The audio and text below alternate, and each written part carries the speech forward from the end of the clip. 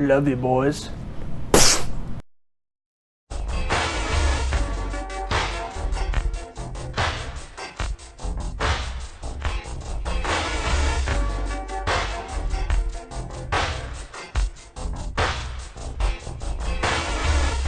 What's going on, friends? Logan Myers back for Cinephellas.com. I know it's been a bit. I was in the ER recently, some medical issues, but I'm back 100%. Going to be doing a lot of reviews for you guys in the upcoming week. I got like 4 or 5 lined up, so be on the lookout for those right here on our YouTube channel. But tonight I'm super excited to talk about the brand new show that was just released on Amazon Prime Video, The Boys. Love you, boys. If you guys ever listen to our podcast, we always say love you, boys. So it's kind of funny. A show called The Boys was put out. It's a little inside joke between Henry and I couldn't be more excited to dive into this show. So the show is only 8 episodes. It's created by Eric Kripke, Seth Rogen, and Evan Goldberg. They need no introduction if you guys follow comics or the TV show Preacher on AMC. They're huge fans of Garth Ennis. Garth Ennis was the creator of Preacher and the comic series The Boys, which I have not read, but I've been trying to get my hands on them at the local comic book store, but then pretty much sold out at this point. That's how much people are into this right now. So hopefully I'll be able to pick those up online and really read the source material of these characters. Set up in the TV series, essentially the premise is these corrupt superheroes, the 7, more like an anti-hero. They're all corrupt, they're real, they're raw. They got a lot of issues, and they'll kill anybody that gets in their path. So it sets up a lot of corruption early on in the TV series. So the setup of the show, we have Hughie, played by Jack Quaid, which is Dennis Quaid and Meg Ryan's son, which I found out about. Jack Quaid, he plays his character Hughie. He works at an audio video store.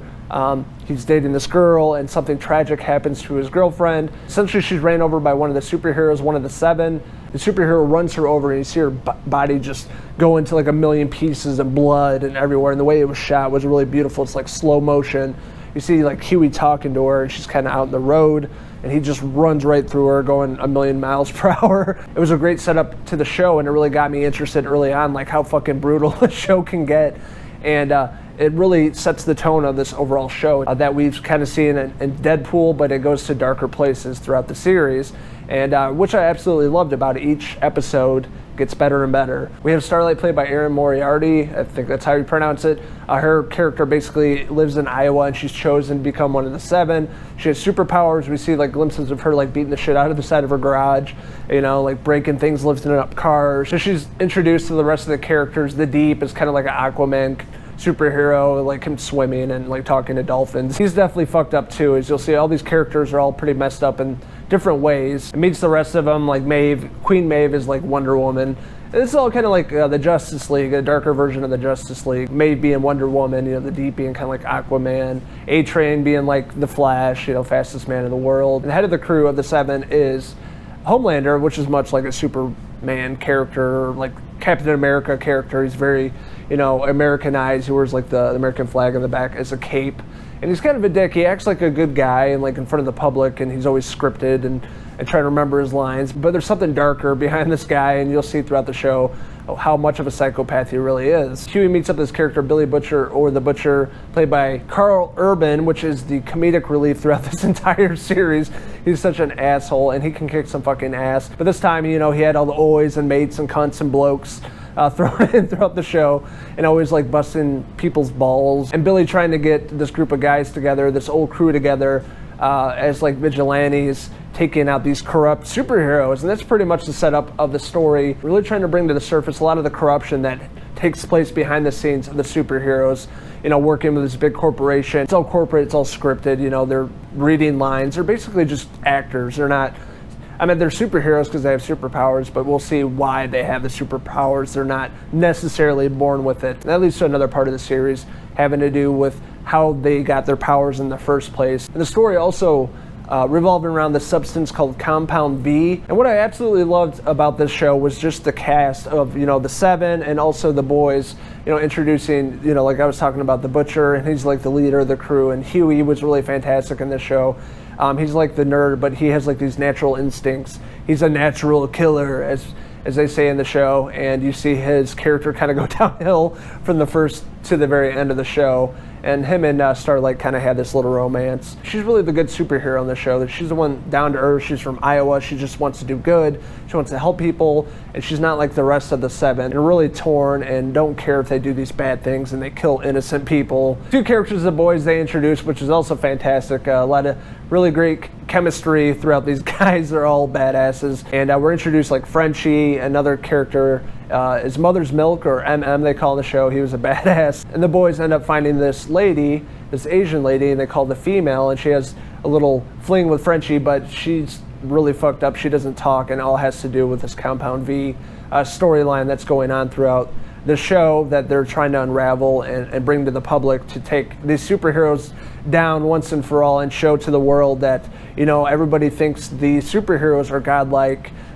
They're out of this world. We have to look up to them, but no, they're actually just real people. And they introduced Madeline Stillwell. She's the head of the corporation that's behind the superheroes.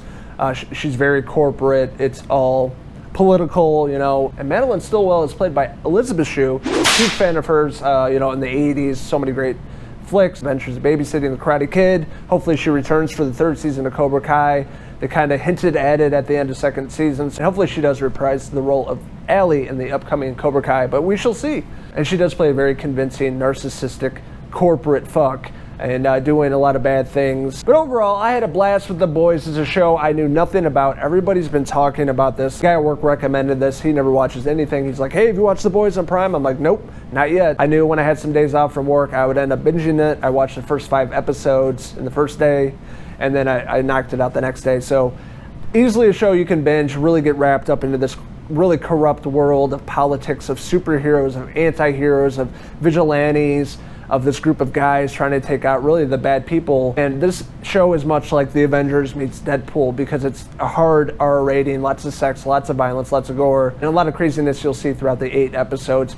The story was really captivating. I love the script. I love the characters. I loved how they all work together, you know, the good versus evil, essentially, where superheroes are normally the good guys, but in this story, they're the bad guys, the vigilantes. You kind of feel bad for them, and you really hope this group of guys can really take down the corruption that's really leading the world in this story, and that being the superheroes. So the story is really, really fantastic. So many great actors, a lot of new actors too that I haven't seen before, but I think the stand-up performances being Carl Urban playing Butcher, and you have Jack Quaid playing Hughie. I love seeing Elizabeth Shue playing Madeline Stillwell, and Erin Moriarty playing Starlight, or Annie. She was really fantastic. And seeing that there is still some good in superheroes. Anthony Starr that played Homelander, I thought he did a really great job. I'm not too familiar with this actor, but I thought he did a really great job being the head of the Seven. This is a show that got me involved from the first episode and never let me go. It brought me into the world of corruption, superheroes, you know, politics and government, and it really reminded me a lot of what's going on in the world today, you know, with the presidency, with shootings and killings every day, it seems like, in the U.S.